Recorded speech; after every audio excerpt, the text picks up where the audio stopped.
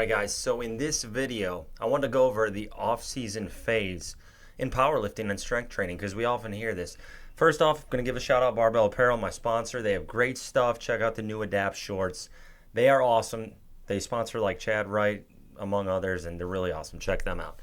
But one thing that prompted this question was one of the guys I train, asking me about how the training is structured, as far as what do you think about off-season phases, hypertrophy phases, strength phases, peaking phases, things like that, which I know there have been some other people and systems that utilize that approach where they have maybe like an 8-week section that's in hypertrophy off-season phase and maybe a strength phase, peaking phase, things like that. I've even experimented with it with myself and with some of the guys I train over the years. I've pretty much tried everything at some point. You know, if you're in this game long enough, you're going to try about everything with 20 years of experience, really.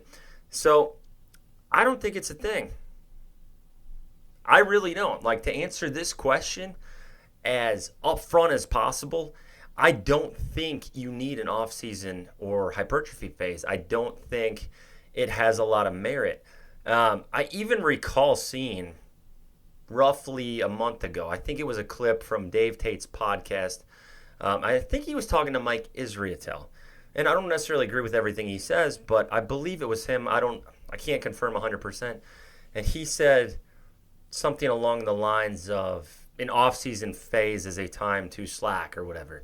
And I kind of agree with that. Like, the off-season phase, if you approach it from that standpoint, hypertrophy, is usually a time when you get away from the specificity of a strength program, meet prep sort of thing where you're doing much higher specificity. We know at this point that in order to get the strongest at the main lifts, which are squat, bench, and deadlift, you need to do a high amount of them, a high frequency, a high degree of volume. That is typically what's going to result in the biggest strength gains. So going into a meet, there's a lot of specificity. You might be using a DUP type method, which is just a fancy way of saying SBD day, squat, bench, deadlift day, and delayed undulating periodization is what that's called, where it's very specific. There's not really any accessories. You're doing SBD days. SBD days do have merit. They're very taxing. They are very time consuming, but they flat out work going into meets. I like to sprinkle some of them in. I don't like to make the entirety of the training that, but they do work. So we get to this off-season phase after the meet, or at any point in time, hypertrophy phase. We cut way down on the specificity and the volume for the main lifts. We focus on accessories. We focus on a lot of isolation movement, that sort of thing. And this has merit if you approach it with the proper mindset. Your main lifts will likely stall out or regress even during this phase. Like your squat, bench, and deadlift, they're either not going to get stronger or they're going to get weaker, and I can basically guarantee that, because you're shifting away from the specificity volume approach, which is what gets them stronger. So if you're okay with the understanding that they are going to regress or at the very best stagnate, then you're perfectly welcome to utilize this approach to give yourself a mental break. And that's where this system comes into play. So if you're going to go into things with this off-season hypertrophy approach, realize that you may pack on size and you may be able to do a lot more bicep curls and things like that, and these variations that are just fun to do and pack some muscle on, like lateral raises, push downs, pec fly machine, cable crossovers. The list goes on and on. You're adding a lot more of this stuff in and taking away a lot of the squat, bench, deadlift specificity. You're doing chest press machine, shoulder press machine, all these variations, and you're building up mass, putting on, hammering these weak points. This could theoretically increase your strength potential down the line. So when you do deviate back to the higher specificity approach going into a meet prep, you're likely maybe have a higher strength potential. But during that phase, you're going to get weaker and very best stagnate. That's just one thing you have to expect.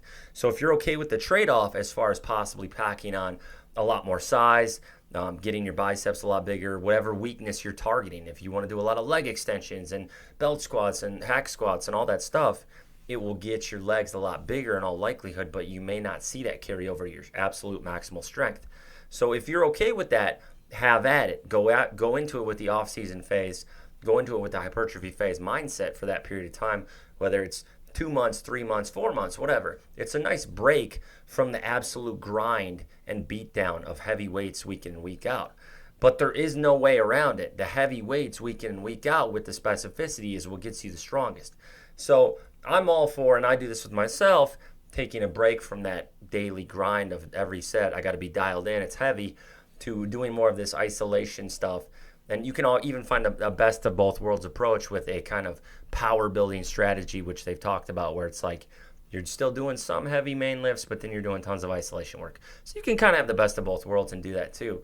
But I just think this is kind of a false thing, this idea of the off-season approach. It is often a time to be lazy in the sense you're not just grinding yourself down into nothing. And that is where this misconception comes in, that you need an off-season. It's just going to make you weaker. Let's even look at John Hack. John Hack dabbles in strongman. John has specifically said his bench regressed when he got away from the specificity and volume of high benching and did more overhead presses and strongman type training. Like, he likes to do that to mix it up. It's a nice break from the strict meat approach where you're doing SBD all the time. But at the same time, he even said his bench regressed. That's why his bench was not a PR at the whatever meet just happened, hybrid meet. That's why his bench wasn't as good as he thought it would be if he was strictly doing powerlifting in the off season. So you got to take this all in mind, weigh this all out. And this is something I want to touch on to clarify everything.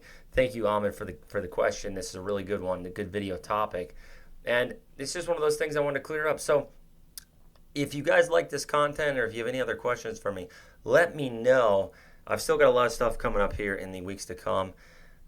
I had there's been a major setback I will get into in a separate video. So the hits keep coming, but we're making it. Body weight, I'm like 200 pounds. I've been training to the degree I can. I've had 2 surgeries.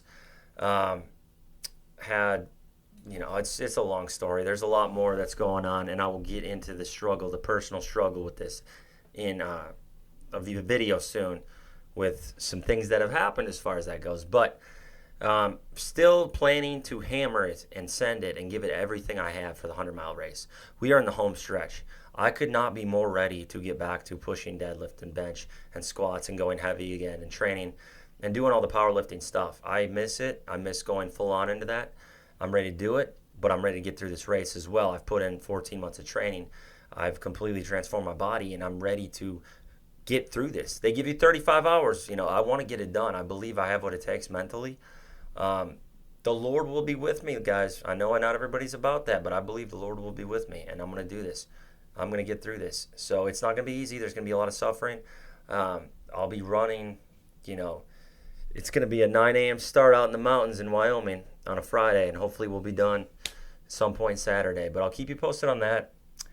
Thank you guys for supporting the channel. Subscribe, comment, all the things if you like the content. God bless, and I appreciate you all.